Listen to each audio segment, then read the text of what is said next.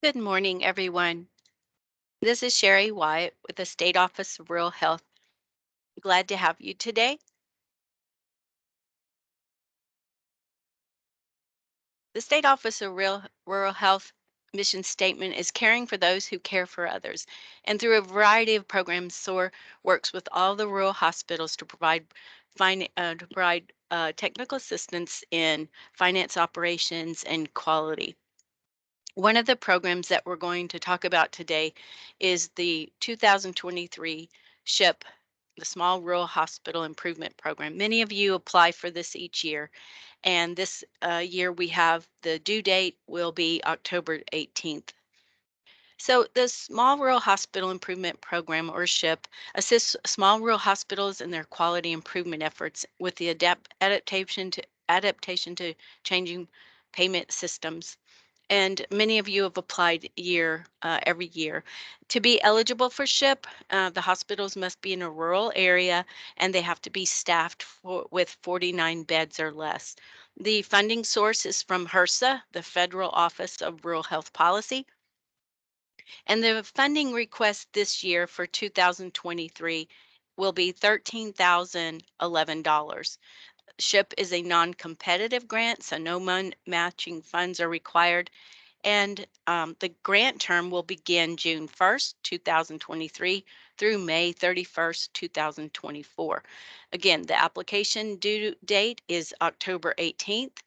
And many of you may be asking, well, we usually historically apply for SHIP in December and or January, and that's correct. But every 5 years, the SOAR office is required to submit a more detailed and in-depth application to FRHP. And so that is why about every 5 years, we have an application due date in October, because our due date is earlier in the fall for them to review. So that's the difference, one of the differences. So today I want to visit with you all. The Federal Office of Rural Health Policy has made significant changes in the 2023 SHIP program in terms of funding priorities. Cause you must first meet MBQIP participation requirements for patient engagement, in other words, age caps, in addition to ICD 11 coding readiness activities. And if your hospital is a PPS hospital, you need to prioritize the ICD 11 coding readiness activities.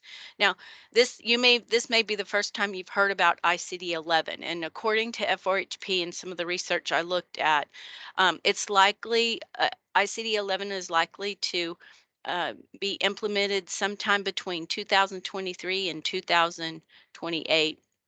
And so, I recognize that ICD 11 is not a priority for anyone right now. I know there's a lot of other pressing needs at your hospitals, but FRHP stated that they want the rural facilities to be prepared for the ICD 11 rollout. So FRHP defines ICD 11 readiness as having a plan in place for ICD 11 implementation. Since it's highly likely that our rural hospitals do not have an ICD 11 readiness plan in place, I contacted the FRHP and received clarification. So FRHP will allow CAUSE and PPS hospitals to select other SHIP allowable investment activities in tandem or occur together. In other words, select others on the purchasing menu. This will allow rural hospitals to utilize their full 2023 SHIP funding. And I'll talk about more of the ICD 11 allowable activities and later on in the presentation. In 2023, as you noticed, the SHIP investment categories, value-based purchasing, accountable care, and payment bundling, and their subcategories have remained fairly similar to the previous SHIP activities. ICD 10, of course, is changed to ICD 11 readiness, and then the MBQIP HCAPS activities remain on the allowable investment menu. And all hospitals can continue to select the activities within these categories. PPS hospitals may choose HCAHPS activities as long as you do ICD-11 coding readiness and or the implementation activities, and they're occurring together. But I really want everyone to listen and make sure that you understand a big change from F4HP. FRHP is allowing only the cost of inpatient HCAP surveys. You remember in the past, remember how some of y'all, the hospitals would submit their invoices and proof of payments from Press Ganey or some of the other HCAP vendors.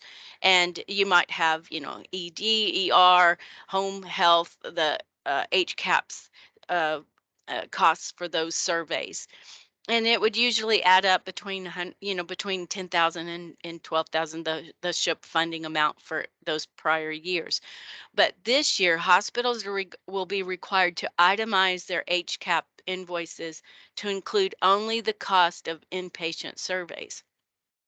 And so, as I thought about this, you guys know that most of our rural hospitals do not have a lot of inpatient surveys costs.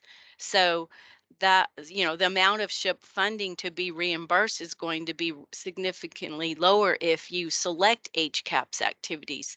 So before submitting that SHIP application, if you're going to apply this year, those of you that are preparing the SHIP application, you really need to probably sit down and calculate the expenditures for each activity so that you know that you'll be able to utilize that full 2023 SHIP amount of $13,011.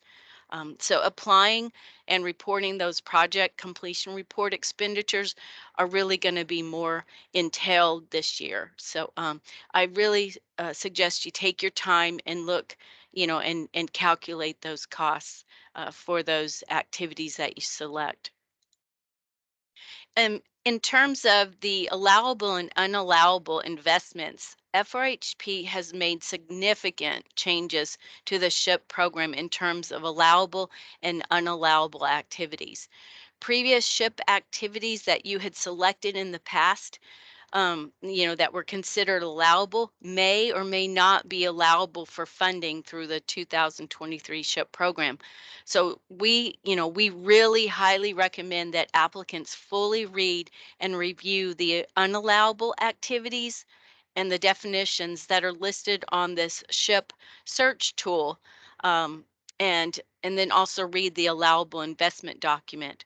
So when you click on this, and I'll be sending that, this actual link was actually sent to you all when we sent out the notice of the application, the 23 application. But when you click on this,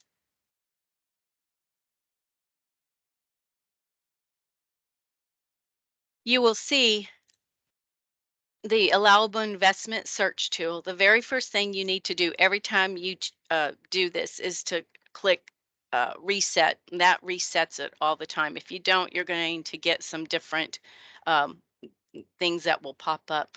But look on allowable, I'm sorry, look at unallowable first so that you know what is not allowed, because there's some huge changes. And then also read the definitions. They've also listed a lot of unallowable things in the definitions. And then go back and look at allowable. But when you pick unallowable, you come down and you click on, and it will list the different unallowable activities for SHIP.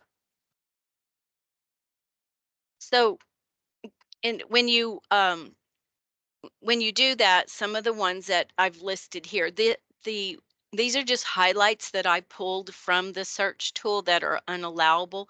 So let me get my list and let's talk about some of the unallowable ones. This is not all of them.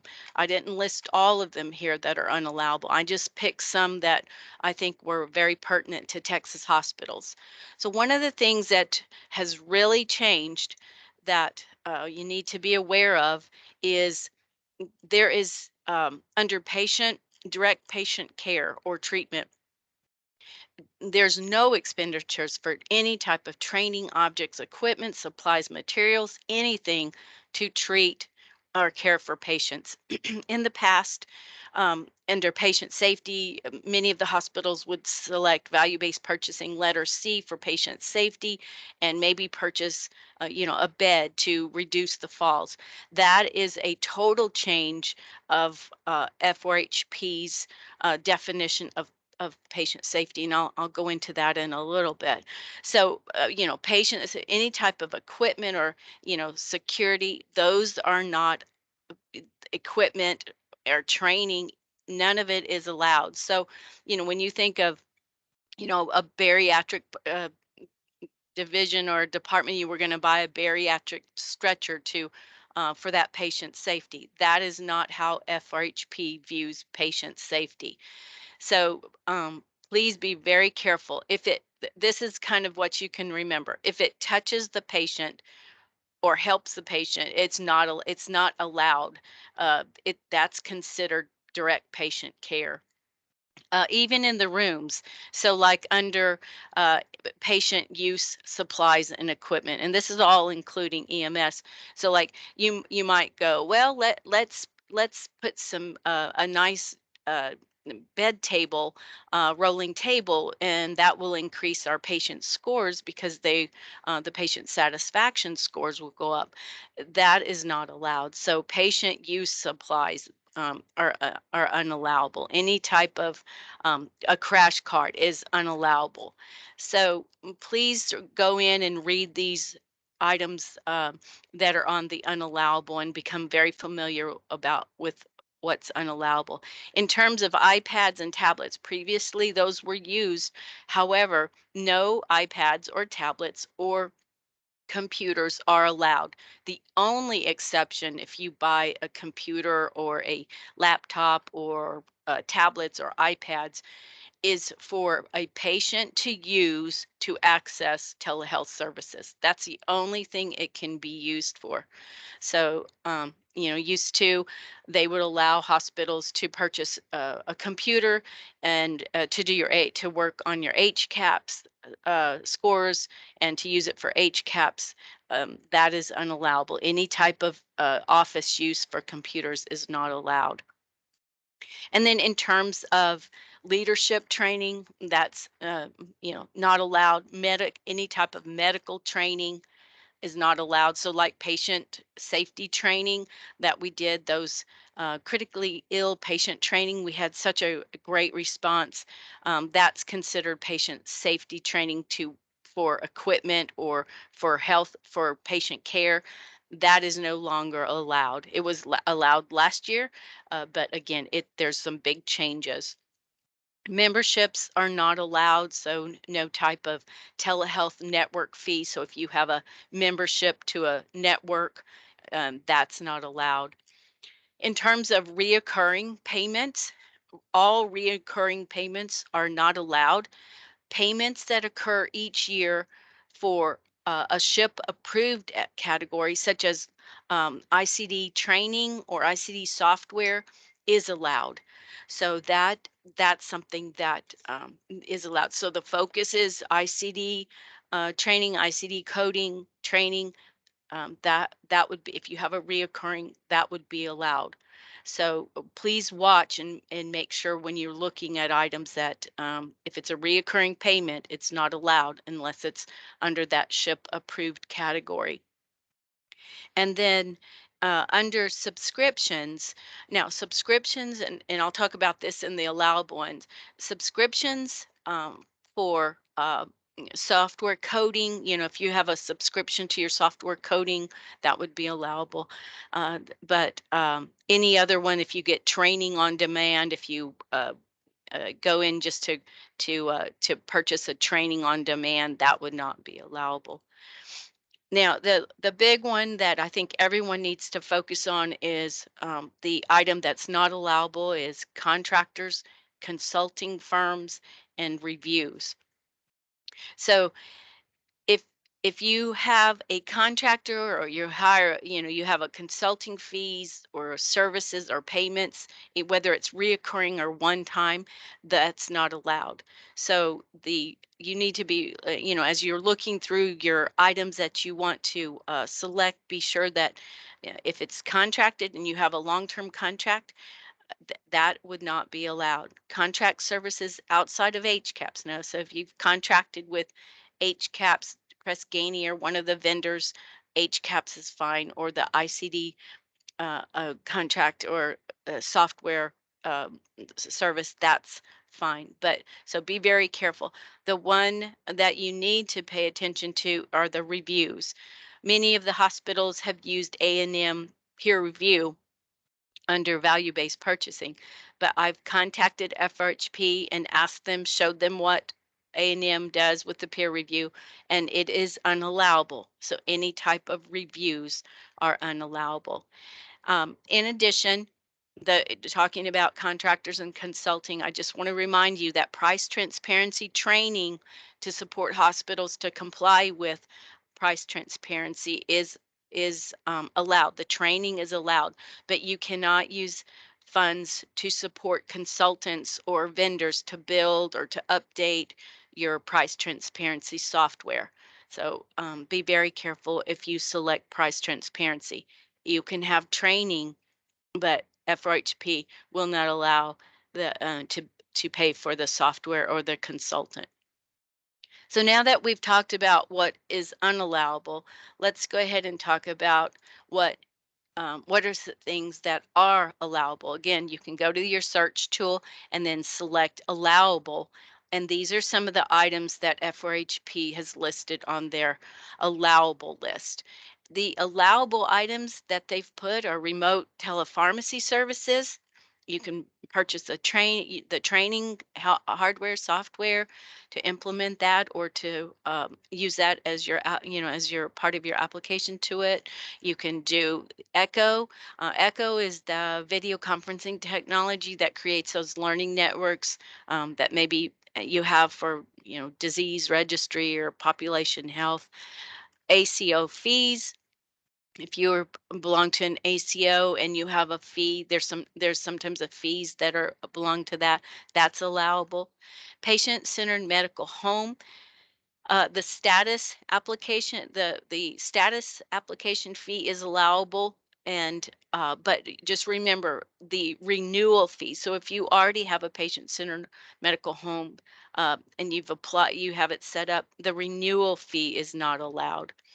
Other items that they've listed this year are swing bed software and web applications, wellness streaming services, so software and hardware for a wellness streaming service as part of a population health project would be allowable.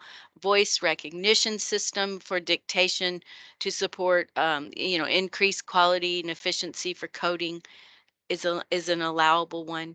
You are allowed, so if you hire a trainer from out of state or in state, wherever, you are allowed to use SHIP funds to pay for that travel and lodging expense of that trainer, that training company. So if they have several trainers coming, you can pay for that travel. Just remember that SHIP funds cannot be used to pay for travel for hospital staff to go to training. And then again, HCAP surveys.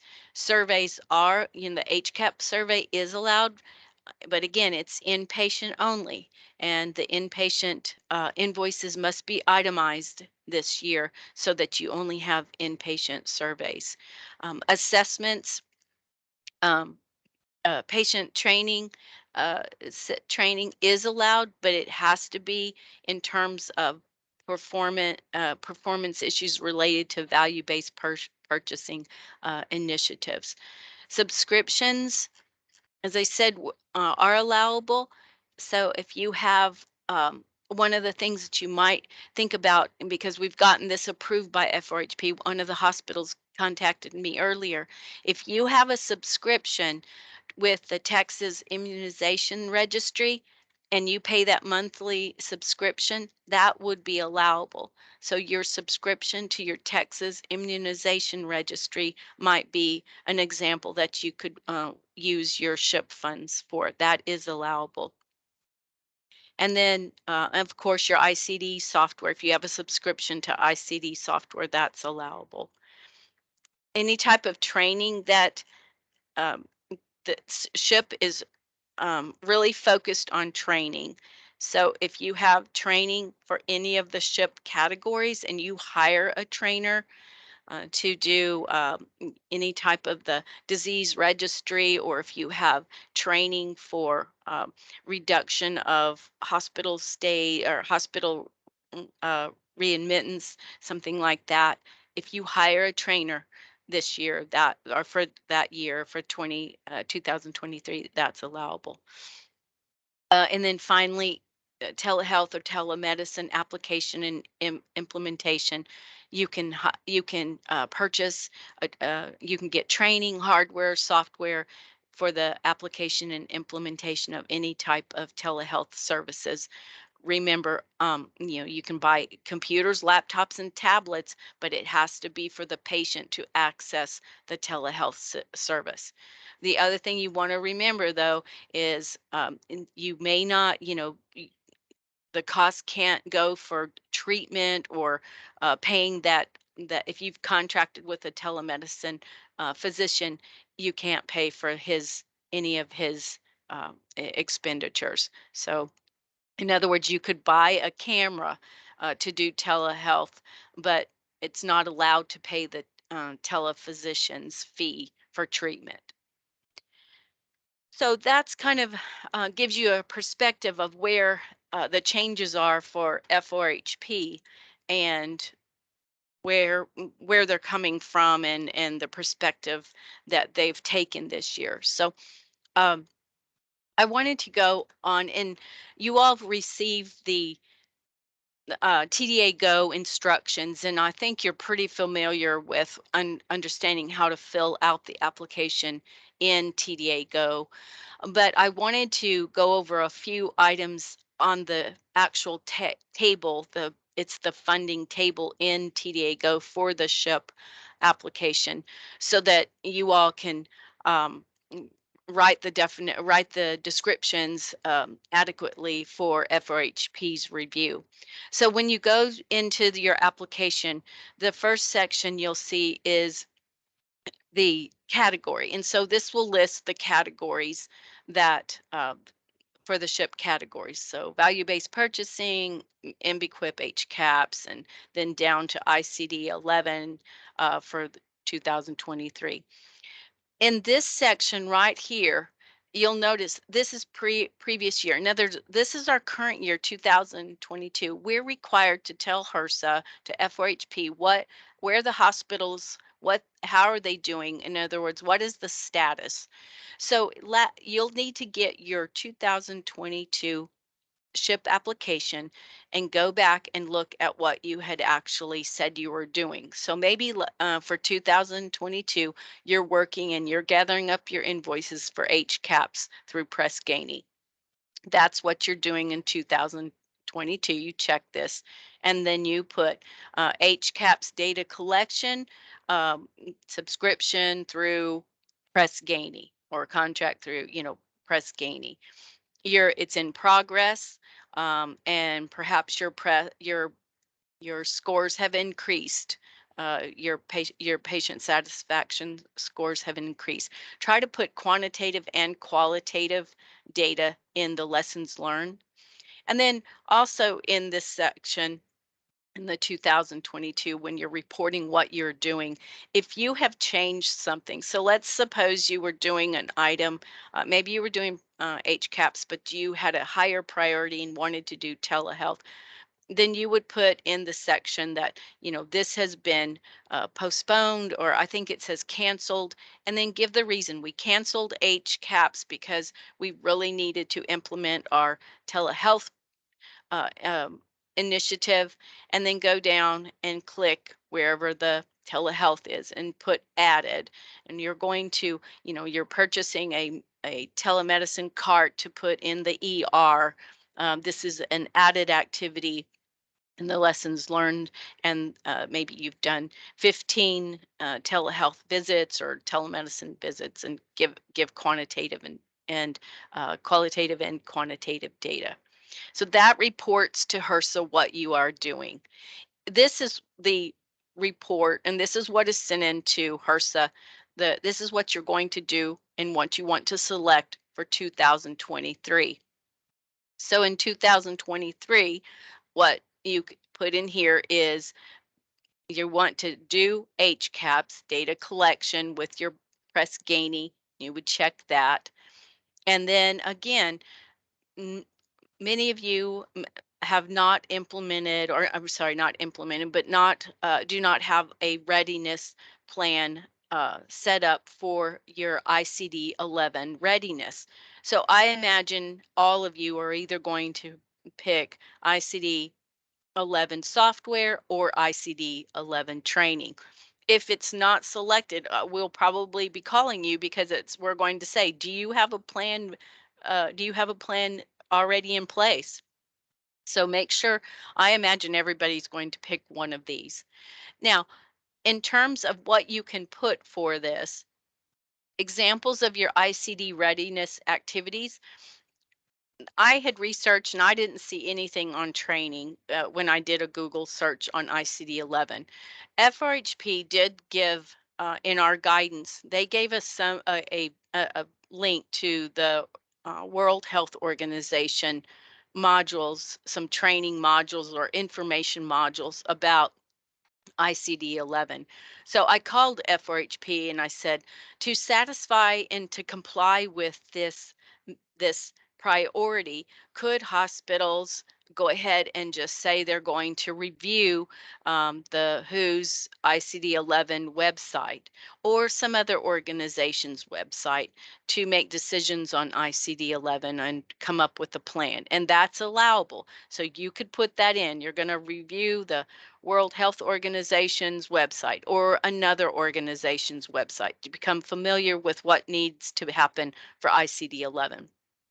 You can also select computer software upgrades to support your transition to ICD-11. So if you talk to Cerner and Cerner says, yes, you need some, you have a module that you need to purchase, you could put that in that you're going to purchase a new module for ICD-11. You could also put in hardware that improves the efficiency of coding. Again, maybe you need to purchase some newer type of hardware related to ICD-11. You could also put revenue cycle management training. So you could hire a firm, a trainer this year or this during 2023 to help you understand the ramifications of ICD-11.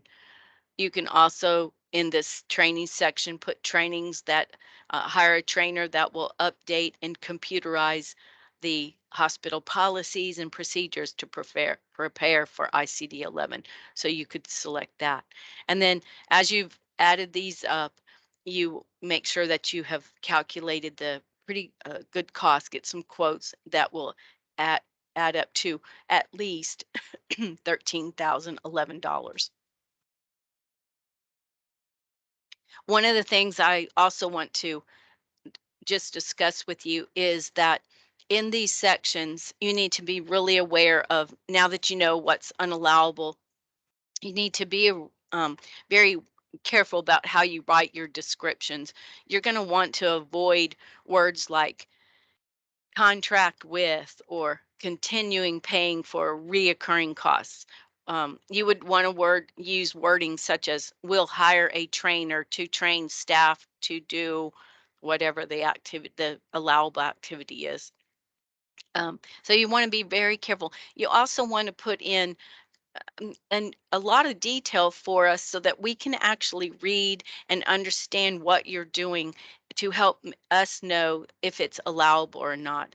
If you just put very just a few words, we may not understand what you're doing. So try to be very detailed in what you're going to do with the funds so that we can make a decision on if it's allowable or not. The worst thing I would want is I don't want you to do something and then later FRHP reviews these and we have to send this information, this description into FRHP. And I don't want them to come back on us and say, this is an unallowable activity. The hospital has to return their funds. So please be very detailed in your information.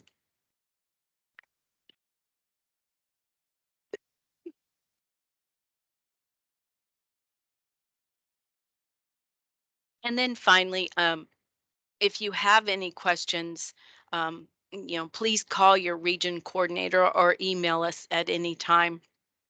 In the past, we've made a real concerted effort to encourage all of our hospitals to apply for SHIP funding because it was, non-competitive. It was pretty easy to pull ideas, and this year I know there's been a lot of changes, and so I hope that you can review the materials as soon as possible and then apply for the SHIP funds if the 2023 allowable activities will help your hospital. So if you have any questions, please contact your regional coordinator, and we'll answer questions for you and help you as you apply. So thank you again. Contact us if you have any questions. We appreciate you so much. Thank you.